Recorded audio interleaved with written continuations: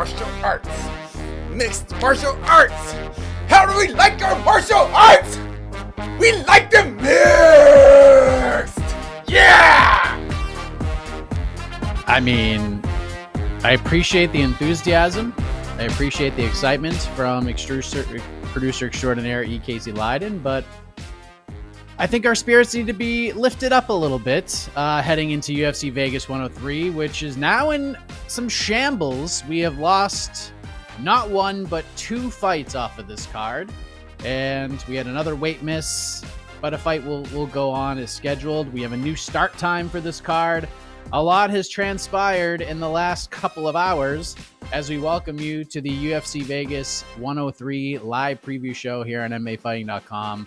I am Mike Heck, and joining me is Mr. No Gray Area, the hot take kid himself, Jed Meshew. Where is he? Hi, buddy. How we doing? Tired. I had a hard gym session this morning. Props fight card starts a little later. We get a little more of our Saturday afternoons to ourselves. Early afternoons, obviously late afternoon. But you see behind me, we're not going to be here long, guys, unless y'all have a litany of the best questions or you just super chat forever and ever and ever. I think we're going to be pretty quick on this one, Mike. Not a ton to talk about for this weekend.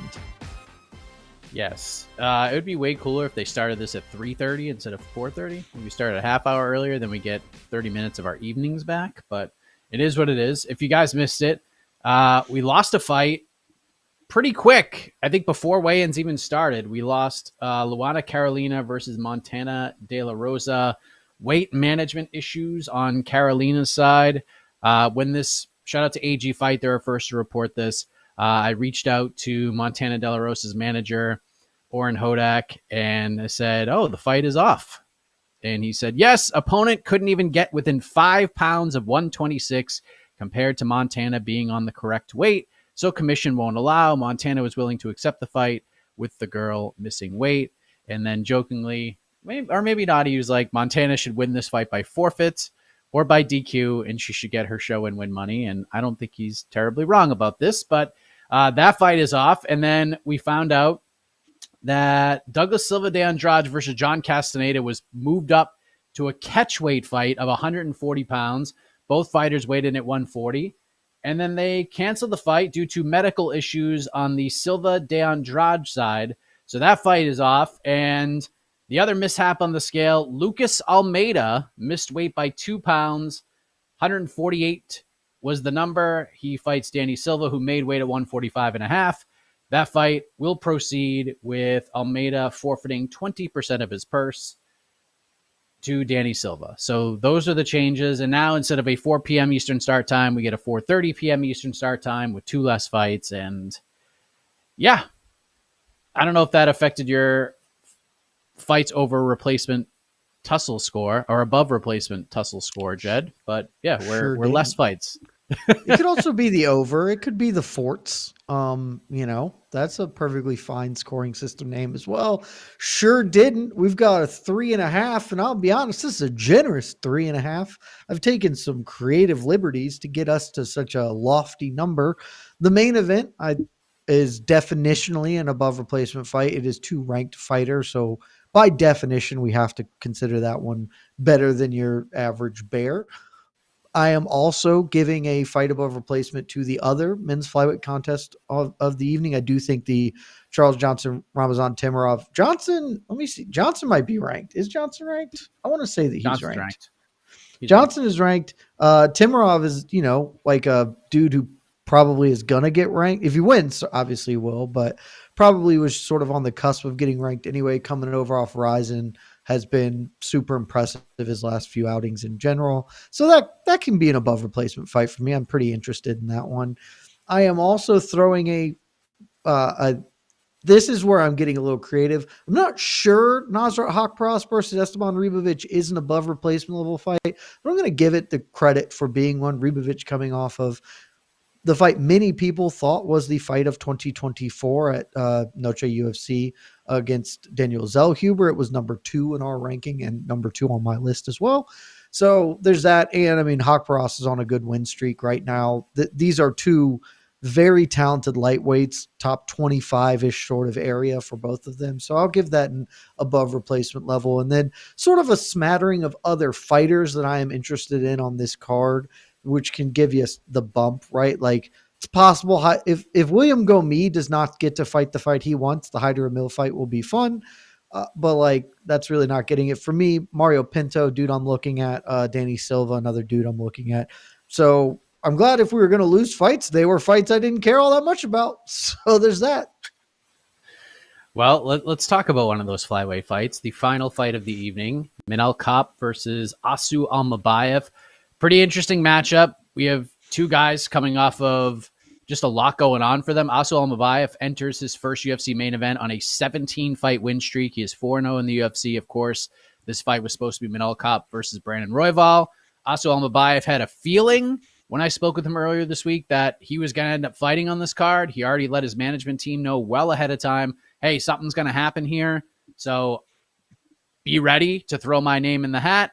He thought it would be Manel Kape who wouldn't be able to fight because he thought Manel Kape would have weight-cutting issues and he would end up fighting Brandon Royval. So he was a little surprised to find out that he was going to be fighting Manel Kape instead, so he was ready for this opportunity. And then Manel Kape coming off of his best performance in the UFC, kind of throwback Ryzen-style Manel Kape at UFC Tampa, took on Bruno Silva in a pivotal matchup at 125, and Kape was doing Manel Kape things. He was showboating. He was dribbling, he was having a good time, and he was beating the tar out of Bruno Silva before he gets the finish.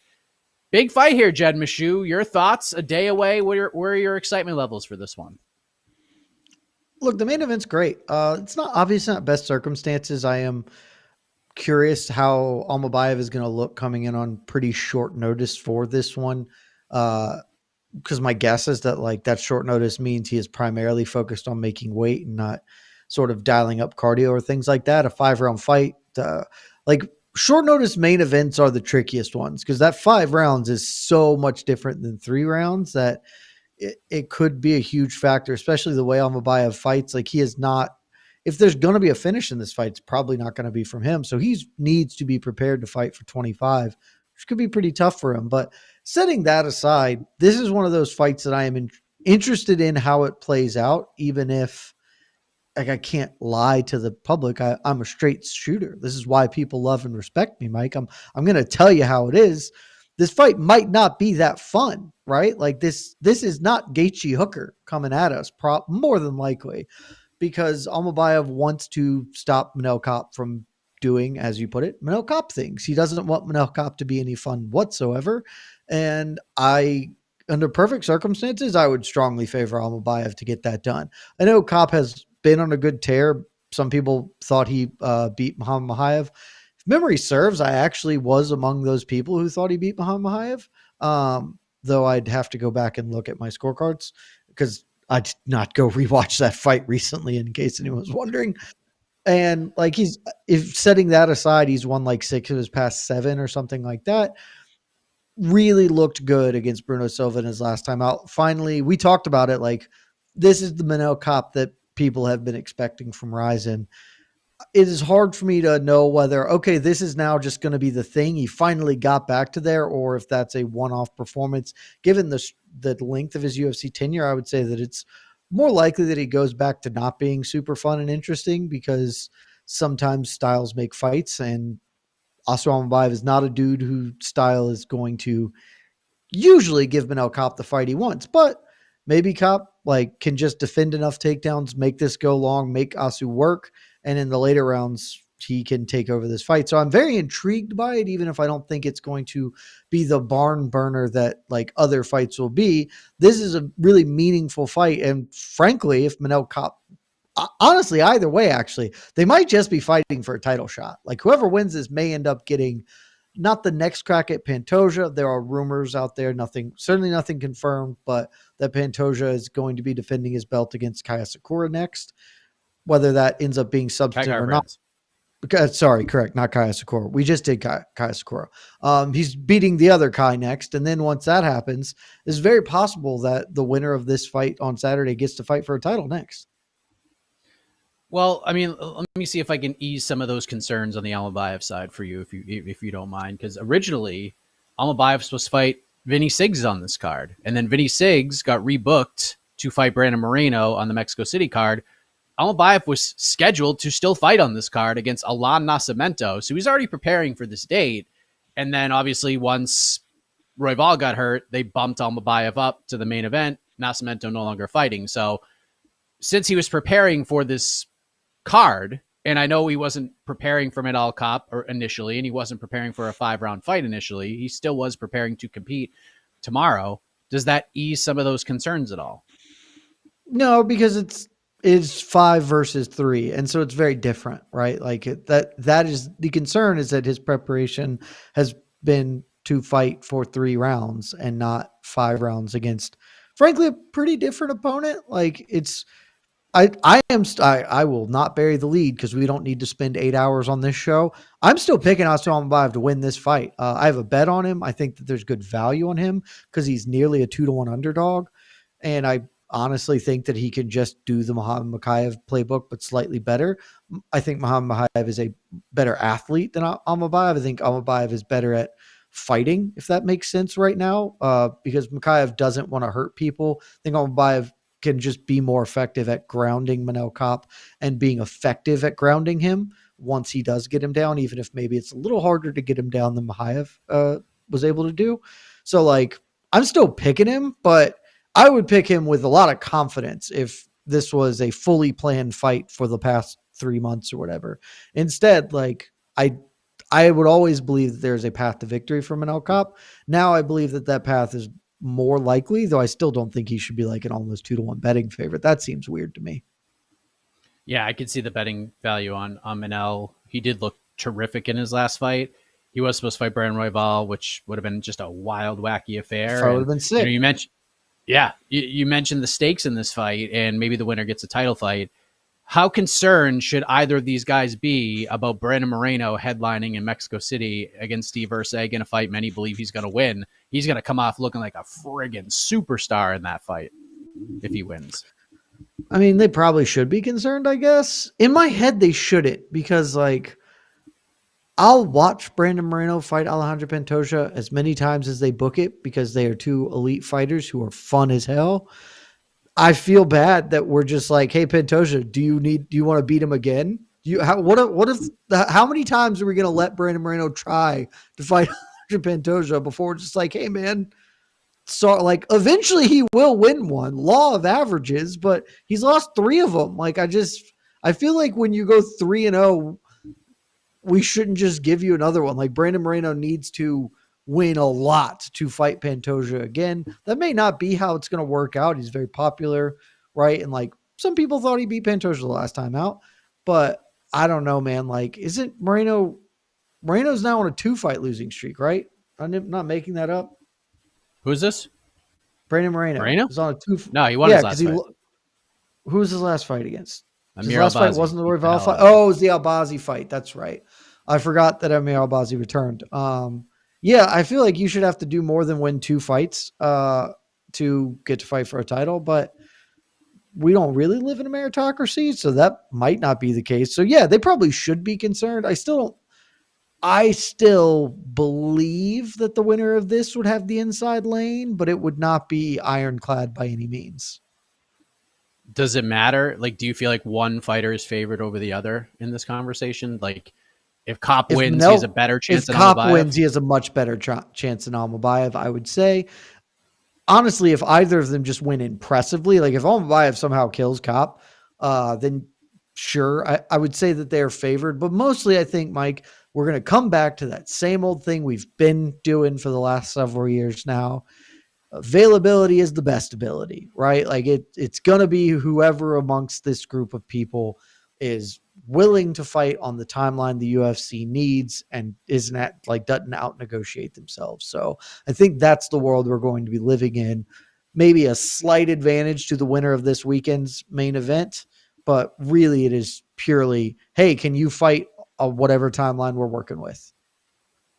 Yeah, I think either guy should be ready to go, because if they do end up going with Pantoja versus Kai Kara France, I guess the latest rumor is June for that one. in possibly Newark, New Jersey, then Kaikar France, love to watch him fight. He's fun as hell. Been bit by the injury bug a few times. So there is a real world where they could need a replacement, and the winner of this fight could be it. And Manel Kape, big favorite, according to our friends at FanDuel, -220 to come back on us. Almabayev +176. You're picking the dog here. Decision, or do you think he gets him out? By decision. I mean, we're talking about Asu Almabayev here, you know. That's what he's been doing in the UFC. Does he have a finish in the UFC? He does not. No, he does. He tapped Ode Osborne in his debut. Yeah. But yeah, I mean, like half of his fights have gone to the cards. Like, really good fighter, very talented young man, but I don't think he's getting like Kape is a hard dude to finish in general, and I don't think Asu is going to be it. This is going to be a classic fun hat dude just grinding his way to a win. Yeah, I think I'm with you here. Like, there's a very real world where Almabayev just kind of tackles Kape a bunch of times, and his wrestling defense has gotten better. I mean, it had to fighting Muhammad Mokaev because he totally understood the assignment there. He was able to get up a bunch of times, but I don't know, man. Almabayev is just kind of an animal in there, and if he gets you down, it is very difficult to get up. So, yeah, it should be interesting. Very, very kind of strange and intriguing stylistic matchup, because if Kape can stay on his feet, we're going to see Almabayev tested on the feet a little bit more, and Almabayev could crack a little bit too, but Kape is just such a powerhouse at 125 pounds. So this could go either way. I'm leaning Almabayev, and I'm not betting on Almabayev, but if I was betting on Almabayev, if I was betting on this fight, I would be betting Almabayev for sure, because I think this is closer to a 50-50 fight than the odds suggest. So that is that fight. And then the rest of this main card, we got Cody Brundage versus Julian Marquez. We have Nasrat Haqparast versus Esteban Rievich. That's going to be interesting. Haqparast quietly on a nice little run. Rievich, one half of one of the best fights of 2024, beating Daniel Zellhuber, which is pretty damn impressive. Haider Emil, 10-0, fighting William Gomi. We'll see. We'll know pretty quickly how that fight's going to go. And then Danny Barlow versus Sam Patterson. I think that fight's going to suck, man.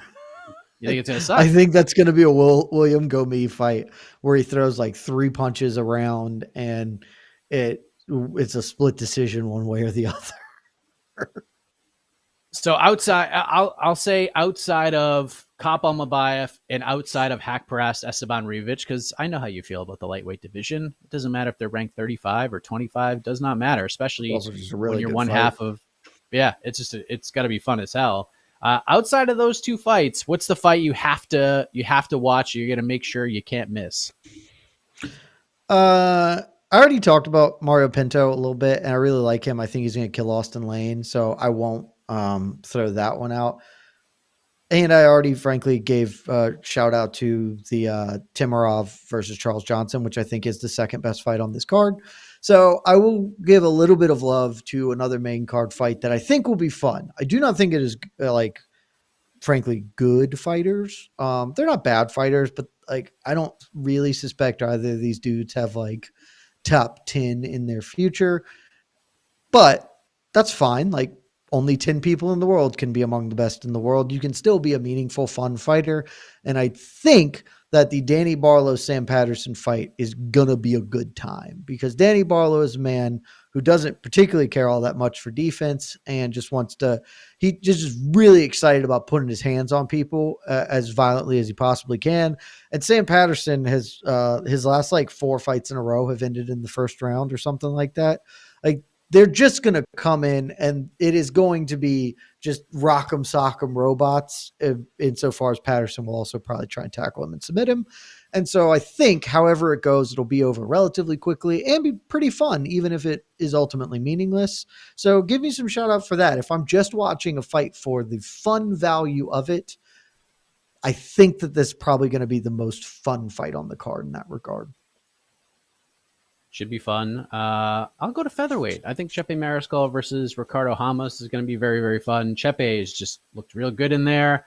And Ramos is one of those guys where if he has a fight that goes to a decision, it is very rare that his next fight goes to a decision one way or the other. When he wins a fight by decision, his next win is typically by finish. So I'm feeling someone's getting put out of there in that fight, and it's going to be a fun ride until somebody actually gets there. So I'll go with that. Like, I look, there's no stakes in this card whatsoever. There just really is not outside of the main event. But I think this could be kind of fun. Like, this ain't going to be UFC Seattle, but I think there are worse things. There are worse things you can do, but I'm with you. If you have other plans, if your friend calls you for like a 4:00 twilight tea time, you should probably take that tea time. Get out there, hack around a little bit, and follow MMAfighting.com for all your results and highlights and any cool thing that happens. We will tell you about it. Speaking of cool things that are going to happen. I mean this very please. seriously, guys. I mean this very seriously. It's not a bit, though it's become a bit at this point. And this is not to shit on the UFC. I'm not. Like, sometimes cards like this happen. There are fight cards that you will want to watch in the future that may come at the expense of something else. Bank these hours, right? Like, if you have a significant other and like, you're really going to want to watch not 313 at this point. Like 314 is like a hardcore fan's delight or whatever, or like 315. Like, that's coming down the pipe, and your girlfriend is like, we can't go out on Saturdays because you're always watching fights. This is the weekend to be like, hey, babe, let's do dinner, a movie. A lot of great movies out right now, pre-Oscars race. Do those things because the fights will be there. You can come back and watch them later on ESPN Plus, Hulu, whatever you have. You can just follow along on MMAfighting.com. It's a great website. You don't have to be locked in on this one. If you've got nothing else to do, as always, join us. We'll have some fun. We'll make the best of the situation, but cannot implore you enough to take this and Vegas 104 as opportunities to expand your horizons outside of the fight world. Yeah. I mean, you got 313 next week. Vittori deletes A2. If you think this fight card is not great, don't even look at that one because you'll want to bank some hours there as well. And then we get I honestly believe that is the worst fight card the UFC has ever assembled, like in modern era. It might be tough to really parse through that, but like, it's bad, dude. Yeah, but then we go to London, which is an afternoon card the following week. Then we get Mexico City the week after that. And that's going to be fun.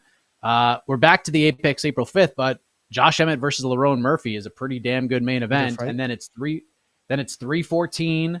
Then it's the Kansas City card headlined by Jamal Hill and Khalil Roundtree. Then it's the Des Moines card headlined, at least targeted to be headlined. Not 100% done, which is why it's on MMAfighting.com. Great website.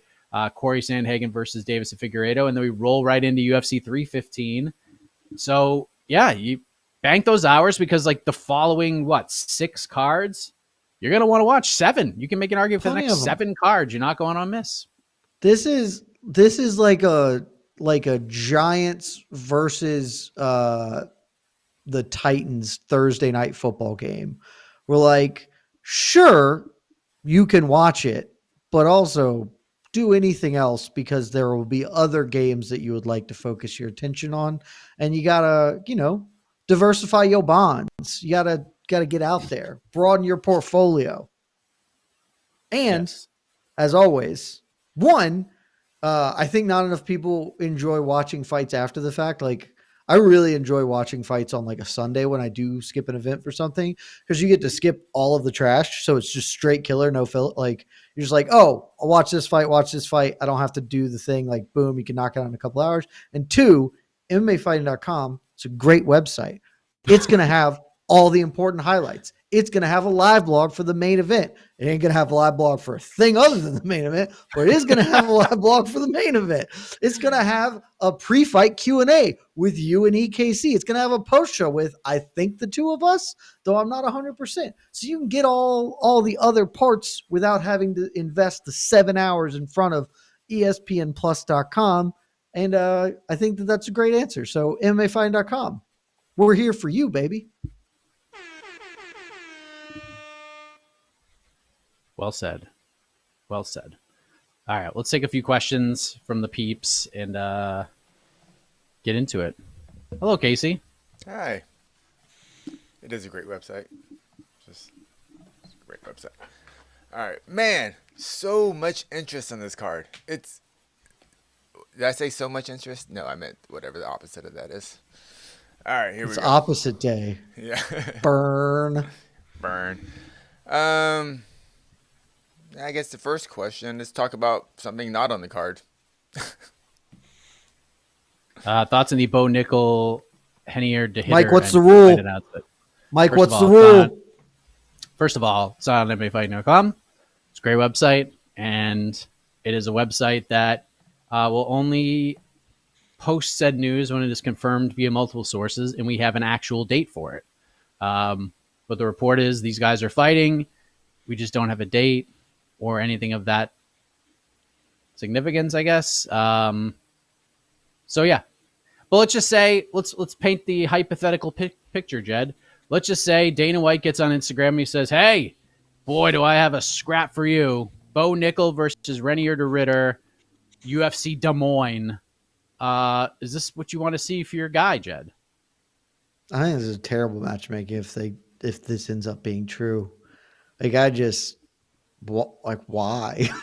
I got Renier de Ritter. Like, I get not giving him a ranked opponent his first time. It's his debut. I think the Paul Craig fight made sense or whatever.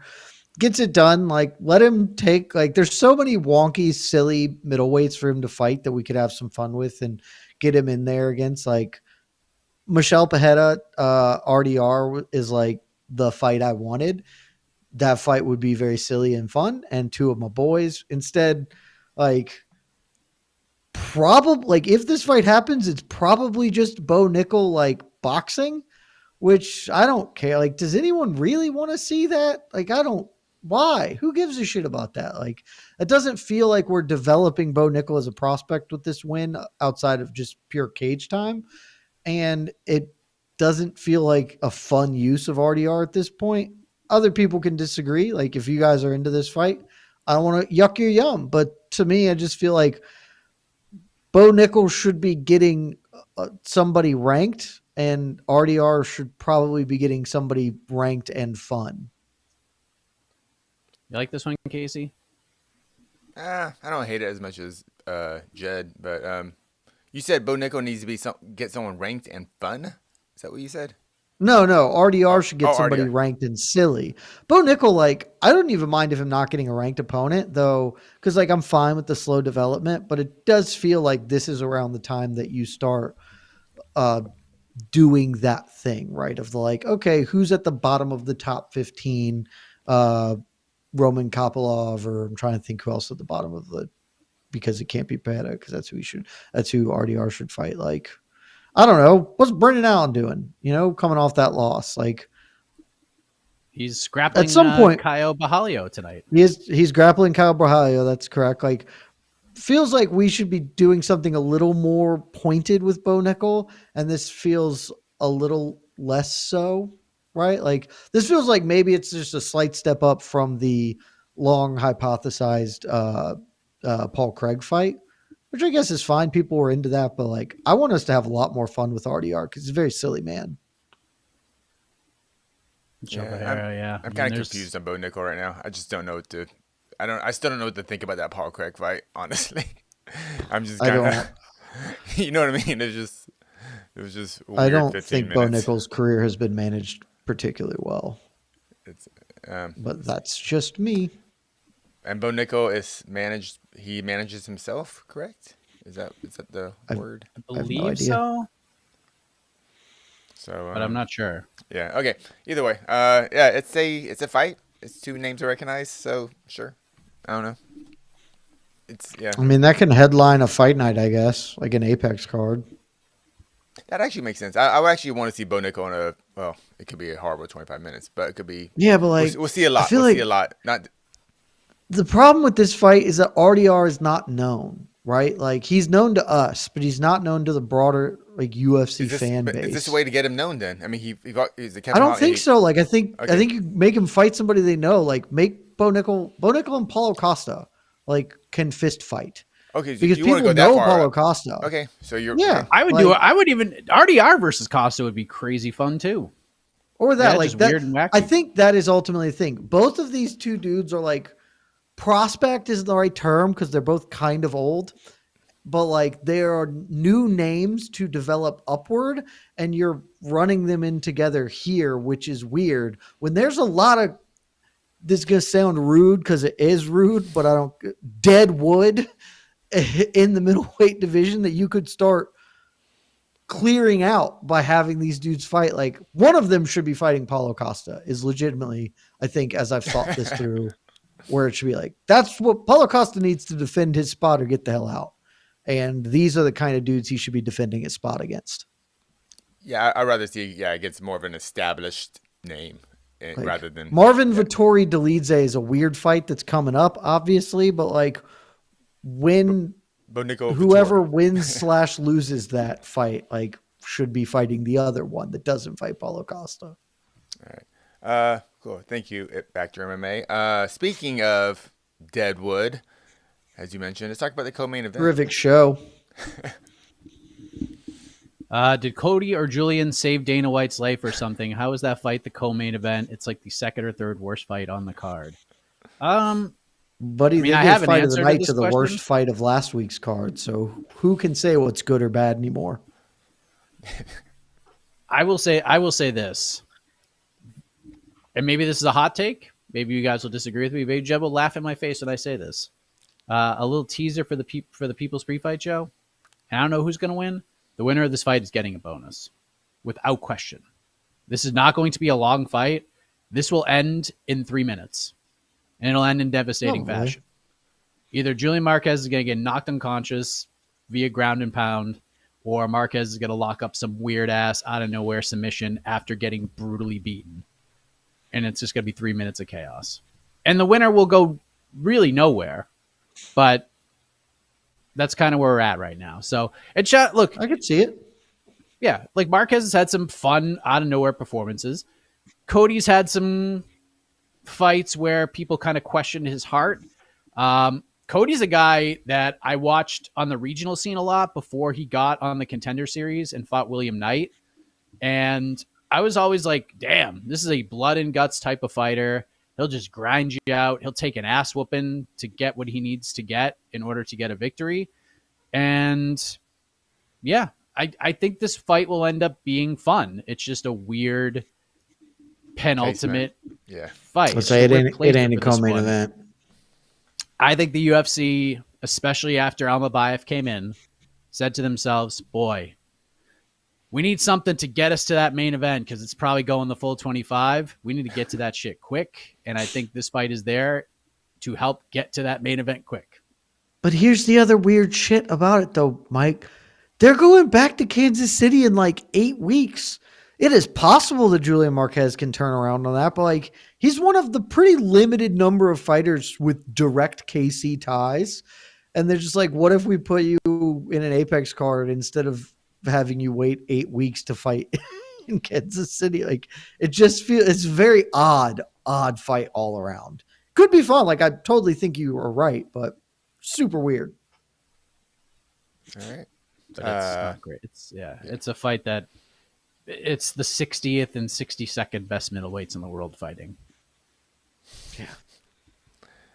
Super chat. I am stone cold shocked that somebody super chatted about this card. Oh, it's not about this card. Okay. It's not about this card.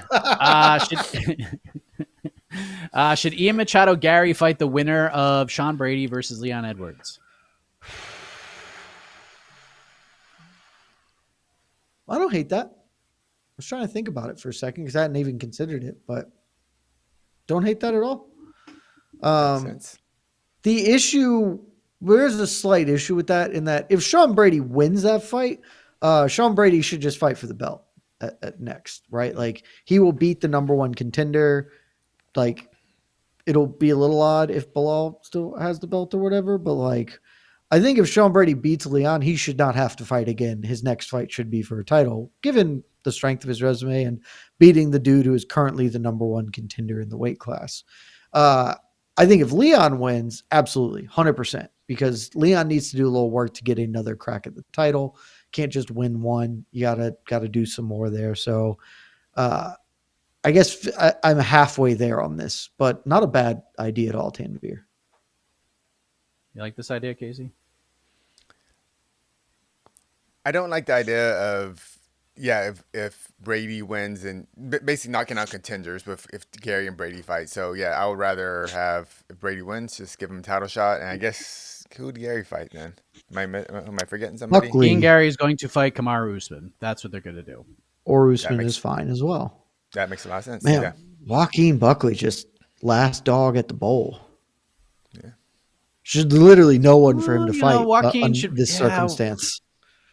You know what? If it plays as you laid it out, there's not a human being for him to fight. Honestly, this question should probably be: should Joaquin Buckley fight the winner of Brady versus Edwards? That's not a bad shout either. Or you just do Buckley versus Gary. That could also be fine. Yeah, might just do that. Yeah, Gary's on that high though after the Shavkat loss. He gained a lot in that. So I think Buckley is the last dog at the bowl here, which is tough for him because terrific 2024. He ended the year by beating the hell out of Colby Covington. And we all loved the last fight of 2024. Controversial ending or whatever the hell Colby said, because, got to do that. But yeah, the way welterweight is shaking out right now, basically really need Shavkat, or I guess not Shavkat, because now Jack has to. Really need Jack to win, so then Islam can fight up, and then you can have one more body at welterweight to mix and match all the various names. Because if Jack wins, Bilal ain't getting a rematch. They are letting Islam run for it. All right, thank you, Tanvir. I was about to get out of here, but we got a super chat. Super chat just came in right now, so here we go. Hey, the more of these, the longer the show goes. Okay. Super semi noob. Shout out to the hardest working team in MMA media. How many fights does Aldo have left on his contract? Did he re-sign after 301? What happens if he wins? And why is the UFC giving him such bad fights compared to others? So, yeah, obviously he re-signed after 301 because 301 was the last fight on his contract. And we felt at the time that when Jose Aldo took that fight, that was just him taking that fight to say, okay, now I can be free and clear to take boxing matches and do a bunch of weird stuff. I could fight on Jake Paul cards. I could do game bred boxing events. I could do whatever I want without having to ask permission from the UFC. And then after Jose Aldo beat Jonathan Martinez, he was like, let's have a conversation with the UFC. I love it here. And then he fights Mario Batista in a fight I and many others believe he won. And now he's fighting Eamon Zahabi, which is maybe the weirdest booking of all. This is actually weirder than the Mario Batista booking. And especially when you go from Jonathan Martinez to Mario Batista to Eamon Zahabi, who, as Jed pointed out brilliantly on BTL yesterday, is 37 years old and is not fighting for a bantamweight title anytime soon. So what is it? What the fuck is this? It's so weird. This is just and I've given the matchmakers credit on this program many times. I think they listen. I think deep down they listen on to the next one. I really do. And I think they get some of the ideas. They've certainly listened to AK matchmaking Patty Pimblett, because AK is the only one throwing these names out, and the UFC ends up putting these together. But boy, have they fucked up Jose Aldo. From the Marab booking to now, there has been not one booking the UFC has put together where we're like, oh, that's perfect. That's brilliant. Not once have we said, that's really good. The Marab one in Salt Lake City was, in my opinion, the worst matchmaking in UFC history, because Jose Aldo should have been fighting Aljamain Sterling for the bantamweight title, but instead you throw him in there with Marab in elevation in possibly his final fight. And then Aldo zero takedowns shot with one arm. It's crazy. Why are they so bad at booking Jose Aldo, Jed? I don't know, man. I thought we were heading to a world of Sean O'Malley, Jose Aldo, because O'Malley has repeatedly called for that. If O'Malley wins, you can just be like, screw it, give him another title fight. And if Jose wins, screw it, give him a title fight. He will be the number one contender. It just feels so. It feels like they don't know what to do with him because they don't want him to fight for a title.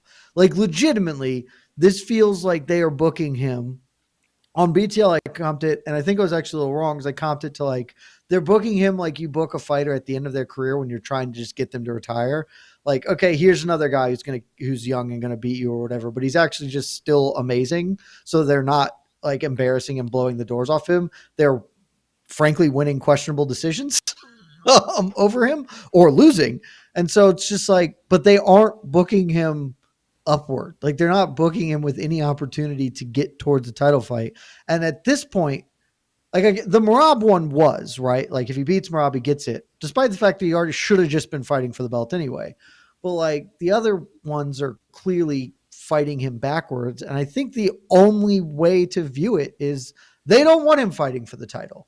They are not interested in that. And so they are not creating an opportunity for him to do so unless he just like runs a string of them off. Like, and I genuinely don't get it because it feels like you would want one of your most beloved fighters ever to be around that conversation. Or conversely, and my biggest issue with this, legitimately, I said this on BTL, and my biggest issue with the booking is who gives a shit if Amin Zahabi beats Jose Aldo? It'll be the best win of his career, and congratulations to him. It will not lead to anything. Nobody will. This is so mean, but it's so true. So don't kill me for being mean and true here. We are not going to remember Amin Zahabi. We are not going to talk about Amin Zahabi years from now because he will never fight for a belt.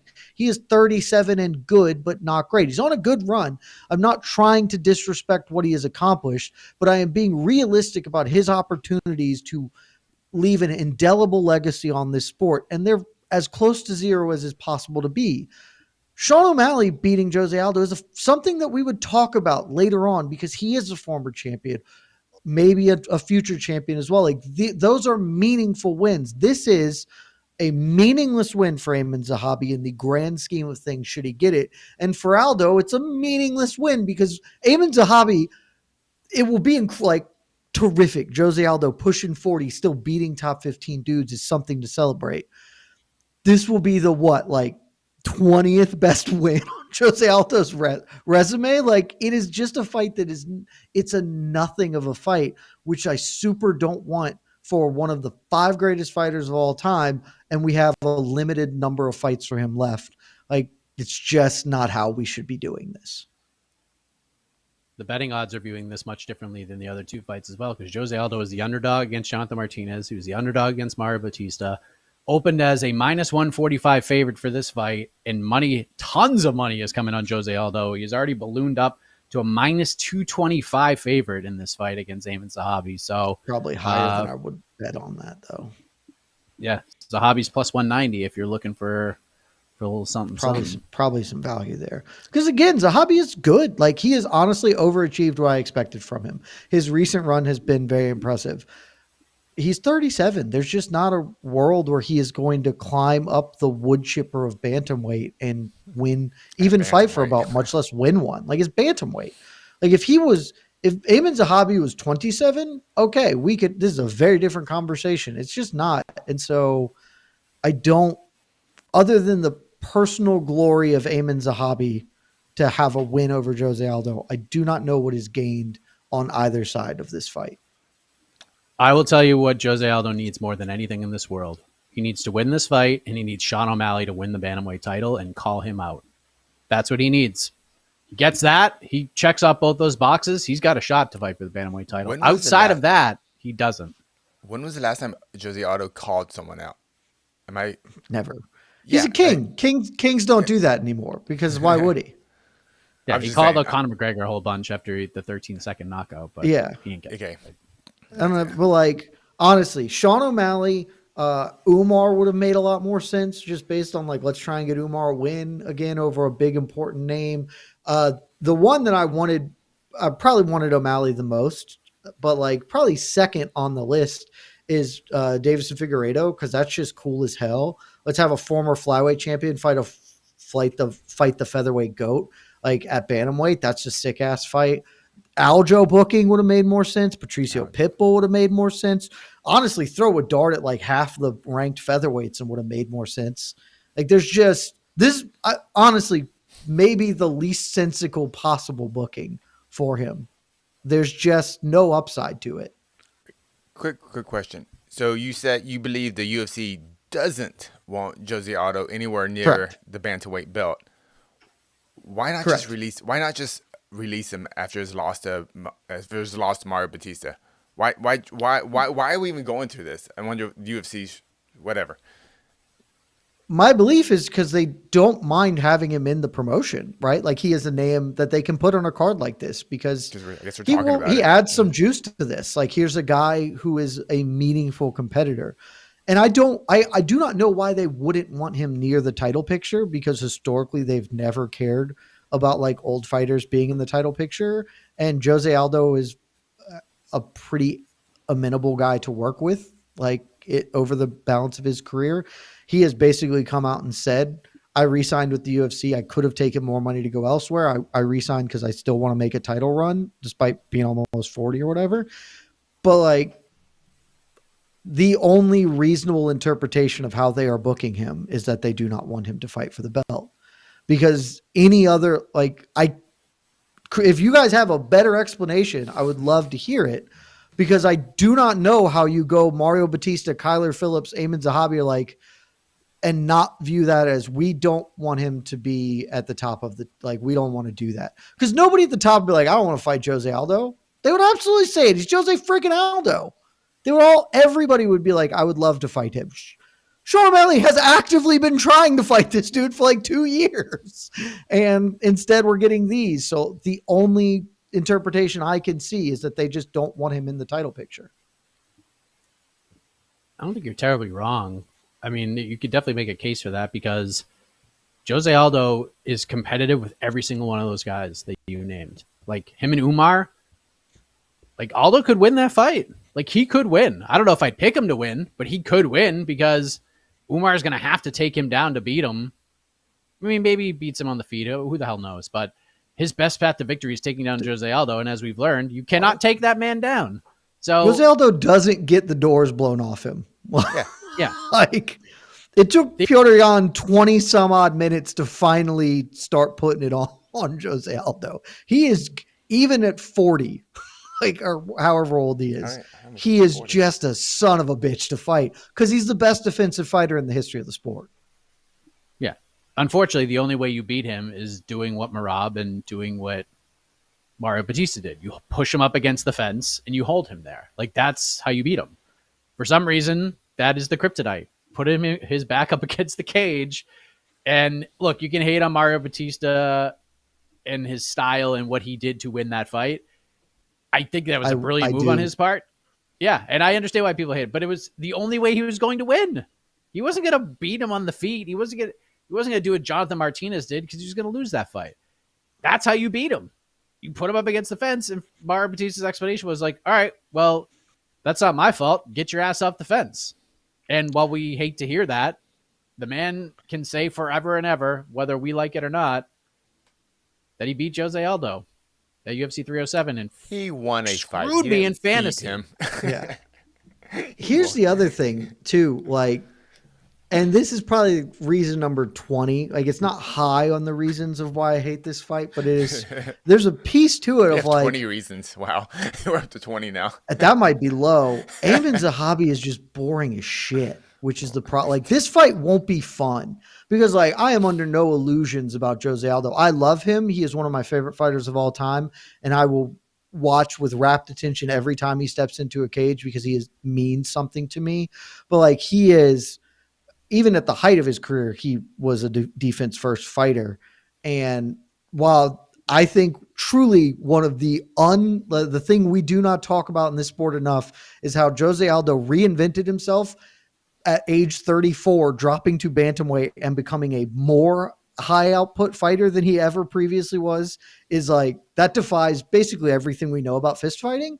But he is still not a huge output fighter. Eamon Zahabi is not somebody that's tell me your favorite Eamon Zahabi fight, and I'll be I can't believe you remembered one. If you're going to even do this, Marcus McGee is better, because he's fun. Marcus McGee is just an objectively fun dude to watch. He gets bonuses every time out. Let him go and knuckle up, as opposed to whatever we're going to get with Eamon Zahabi, which is probably going to be a boring 29-28 decision one way or the other. I like the Basharat fight. That was a good one. Not many remember it, but I do remember a single fight. thing about that fight. All right. Do we have any more super chats or one I think 15 more minutes on Giselle? Okay. Last one before we get out of here. Lazy Bed. Mike, your head looks extra chic. Favorite shaving cream? Whatever's on sale. Honestly, I like to spend a lot of money on the shaving cream. That's the best way to go.